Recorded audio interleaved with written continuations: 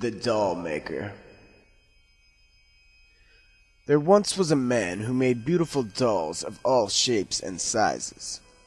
He even made life-size dolls. Many requested these expensive and exquisite dolls, and though these dolls brought the humble man a lot of money, he lived modestly with his young son, Vine. The young boy was fascinated by his father's work. The doll parts and finished dolls filled the home. Each was unique and had their own beautiful personality. Vine would watch in fascination as his father would paint the delicate lips upon their pale faces.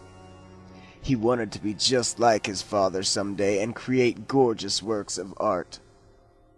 One day, a rich businessman requested an ornate life-size doll from the humble doll maker.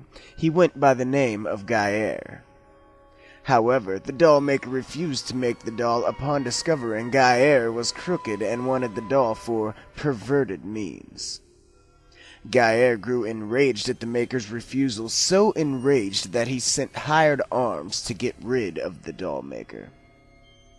The doll maker's home was set ablaze. He sacrificed himself to save his son from the flames. Vine watched in terror and dismay as his father burned alive before him. His tears only evaporated from the heat as he watched his home turn to rubble and ash. He sobbed over the remains of his father, surrounded by charred reminiscences of his home and the beautiful ornate dolls. They were now melted, distorted, horrid, disfigured atrocities of what they once were. Vine searched through the wreckage with his tiny hands, trying to find anything that may have survived the blaze. In the end, all he could find was a life-sized pink glass doll eye. He cupped it in his hand and held it close to his heart, his messy black locks falling in his face. The eye was all he had left. The child was at the mere age of 9 when he watched everything he had ever known be destroyed in an instant. Unfortunately, the terrors were not over for the child. Guyer had his hired arms return to the scene of the crime to make sure the doll maker was truly dead. They found the charred corpse of the once great doll maker. However, they also came across the son. Not sure what to do with the child, they abducted him and took him to Guyer. Guyer had no real means for the child, but decided to keep him. Kept high to replace the doll he never received. He kept Vine for 3 years, treating him like a doll, an object, playing with him. Vine was his prisoner. The boy couldn't take it anymore, and he began to lose himself. His mind began to deteriorate. One night, while the man loomed over Vine with him pinned to the bed, trying to play with him, Vine decided he did not want to play anymore. Vine quickly grabbed a pin off the nightstand and began to stab it through the man's carotid. Blood gushed from the hole. It splattered all over the walls, floor, and Vine himself. Vine had just killed a man for the first time.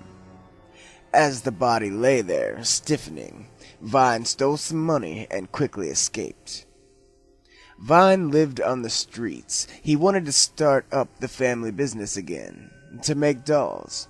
He lived in an abandoned, boarded-up apartment in the bad part of town.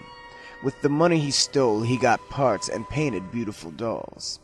He sold them, getting more money, trading up, making more beautiful dolls. More lifelike dolls.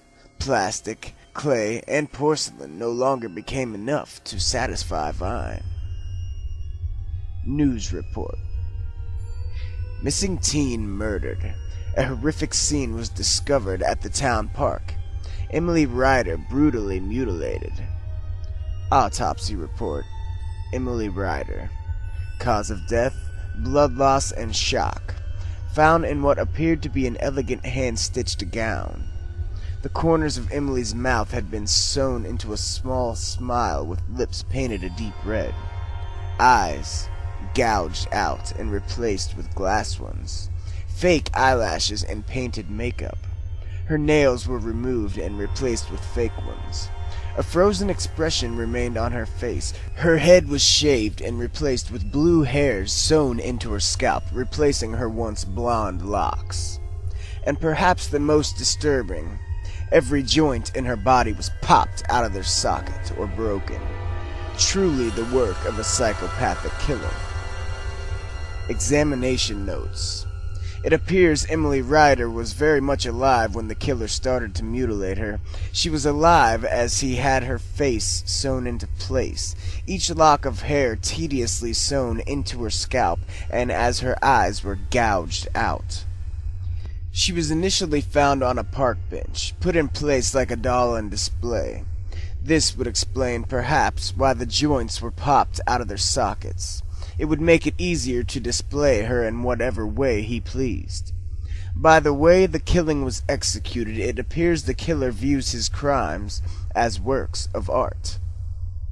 Jason Harris, medical examiner. Emily was Vine's second murder, but the first of a string. He got a thrill in creating new dolls, carving into them, making them beautiful. He was now 17, never caught, still living in abandoned homes, still killing. He had gone completely mad, though he did not believe so. One might describe him as schizophrenic. Vine, however, thought he was fine. He lived in a reality he had created for himself in his own mind. He was not a killer, he was an artist who made beautiful dolls. Vine prided himself in his work, but still saw himself as worthless, dirty, used goods. In an attempt to make himself as beautiful as his dolls, he gouged out one of his own eyes and replaced it with the only thing he had left from his childhood, the glass eye. He then stitched half of a smile into his lips. However, he did not finish the job. There was too much pain. He felt he failed in making himself beautiful, leaving scars, leaving his face mutilated by his own hands. He knows he has damaged goods. He knows he is worthless. All he can do is make people happy by making his beautiful dolls. His work became quite popular in the newspapers and television broadcasts for displaying his art in public places. And he loved his given name by the public, too. The Doll Maker.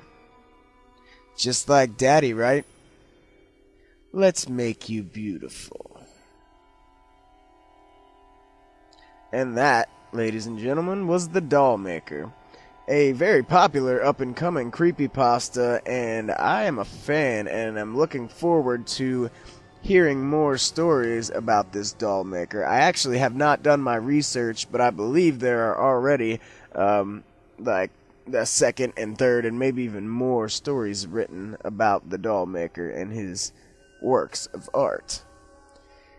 Yeah, it's a crazy new pasta monster. I like him. I think he's cool. It's a little bit different, a little bit cliche, the stitched mouth. I thought they were going to say at first that he stitched a wide smile into his mouth, and I was going to be like, man, like, Jeff the Killer all over again? Come on, people. How many pasta monsters have stitched their wide smiles into their faces and like cut their eyelids out or done something? Like, I mean, it's just, that is cliche as hell. But luckily they, switched it up a little bit and had him stitch a different type of smile in his face, and he used the glass eye, and so it wasn't Jeff the Killer all over again. I like this guy. I think he's got tons of potential, and I hope the author, whose name I am not even going to try to pronounce so I don't butcher the hell out of it, but I hope the author continues to write more stories about the doll maker and his works of art.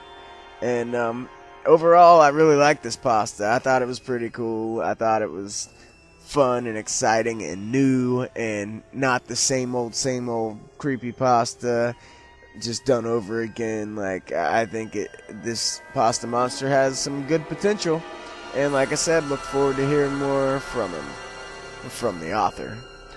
Anyhow,